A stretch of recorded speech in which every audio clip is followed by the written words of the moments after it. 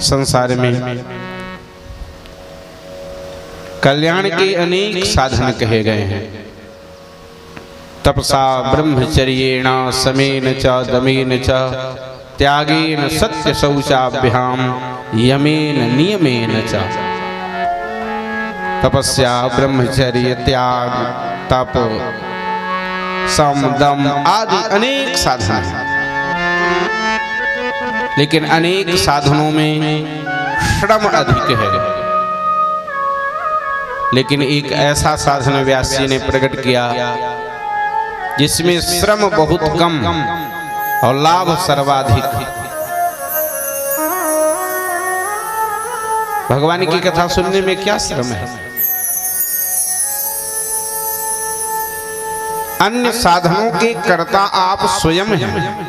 अगर आप तपस्या करेंगे तो आपको उचित आसन पर बैठना पड़ेगा, पवित्रता का ध्यान रखना पड़ेगा, सावधानी रखनी पड़ेगी, जप में भी सावधानी रखनी है, आहार में भी सावधानी रखनी है, अन्य अन्य जितने भी उसके अंग उपांग हैं उन सब के कर्ता आप हैं और आपको सावधान रहना पड़ेगा।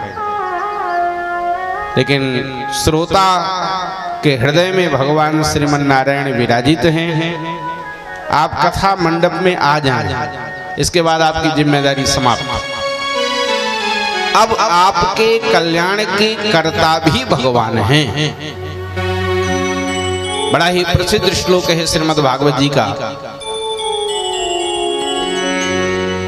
भगवान हमारे अंतःकरण में दो मार्गों से प्रविष्ट होते हैं। एक कान के माध्यम से, दूसरा नेत्र के माध्यम से। भगवती किशोरी जनक नंदिनी जानकी जी ने श्री राम जी को नेत्र के माध्यम से ही हृदय में ले गए। लोचन मगराम ही उर आनी और दीही पलक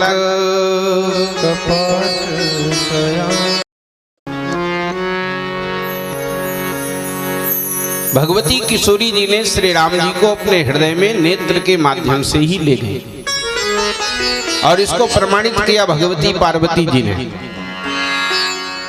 मन जाहि राजे मिली सो बरो सहज सुंदर सावरो। मन जाहि राजे मिली सो सहज सुंदर सावरो। करुणा निधान सुजान शील स्नेह जानत रावरो। भगवती किशोरी जी को माता पार्वती ने कहा कि मन जाहि राज्यो, जिनको मन में तुमने रचाया है। मन में कैसे प्रविष्ट हुए हैं श्री राम जी? नेत्र के माध्यम से। यही एक माध्यम है, इसीलिए हमारे यहाँ भगवान के दर्शन की परंपरा है। आप किसी भी मंदिर में जाएं, देवालय में जाएं, तीर्थ में जाएं तो वहाँ दर्शन की परंपरा है।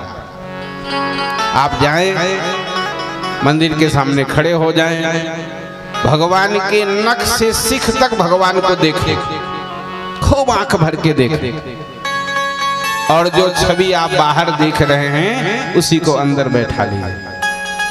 आंख के माध्यम से अंदर ले जाइए और आंख बंद करके उसको अंदर देखिए। तो धीरे धीरे धीरे धीरे ऐसा करते करते भगवान आपके हृदय में ही आकर के प्रविष्ट हो जाए। तो एक रास्ता है आंख के माध्यम से भगवान को अंदर ले जाना। और मान लीजिए जिनके आंख नहीं है तो भले उनके लिए शब्द माध्यम है। लिखा है, बहुत पवित्र श्लोक है ये। प्रविष्टः कर्णरंध्रेण प्रविष्टः कर्णरंध्रेण। रंध्र माने होता है छिद्र और रंध्रेण में तृतीया विभक्ति का प्रयोग कर दिया। भगवान कैसे आते हैं हृदय में? बोले कान के द्वारा। तृतीया का लक्षण है इससे द्वारा। प्रविष्टः कर्णरंध्रेण, कहाँ आते हैं? स्वानाम भाव सरोरुहम, आपके भाव रूपी कमल में आते हैं, आपके हृदय में आके विराजित हो जाते हैं। प्रविष्टः कर्णरंध्रेण स्वानाम भाव सरोरुहम, और आके करते क्या हैं? बोले धुनोति समलम कृष्णः। कृष्ण में प्रथमा विभक्ति है, इसलिए कर्ता का लक्षण प्रथमा है। भगवान अंदर प्रविष्ट होकर के आपके अंतःकरण के सारे मल को धुनोत साफ कर देते हैं, निर्मल कर देते हैं। धुनोति समलम कृष्णः, और फिर आपका हृदय कैसा हो जाता है? बोले सलिलस्य यथा शरद,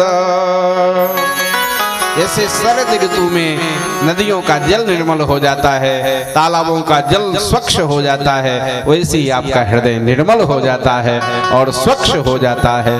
और निर्मल हृदय होते ही राम जी कब्जा कर लेते हैं।